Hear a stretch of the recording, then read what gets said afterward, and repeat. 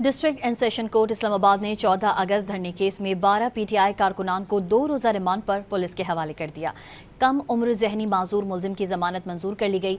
दौरान समाअत पुलिस ने मुलजिमान के जिस्मानी रिमांड की इस्तदा करते हुए मौक़िफ़ इख्तियार किया कि मुलजिमान ने पुलिस से असलहा छीनने और हमला करने की कोशिश की और उनसे सामान बरामद करना बाकी है। दूसरी जानिब वकील सफ़ाई ने मौक़िफ़ अपनाया कि इससे कबल 5 अगस्त को भी पीटीआई कारकुनान के खिलाफ एक FIR दर्ज हुई थी और पुलिस ने पिछली FIR की तमाम दफात इस मुकदमे में भी शामिल कर दी।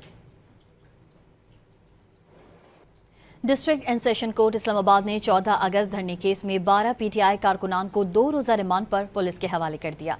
कम उम्र जहनी माजूर मुलजिम की जमानत मंजूर कर ली गई। दौरान समाअत पुलिस ने मुलजिमान के जिस्मानी रिमांड की इस्तदा करते हुए मौक़िफ़ इख्तियार किया कि मुलजिमान ने पुलिस से असलहा छीनने और हमला करने की कोशिश की और उनसे सामान बरामद करना बाकी है। दूसरी जानिब वकील सफ़ाई ने मौक़िफ़ अपनाया कि इससे कबल 5 अगस्त को भी पीटीआई कारकुनान के खिलाफ एक FIR दर्ज हुई थी और पुलिस ने पिछली FIR की तमाम दफात इस मुकदमे में भी शामिल कर दी।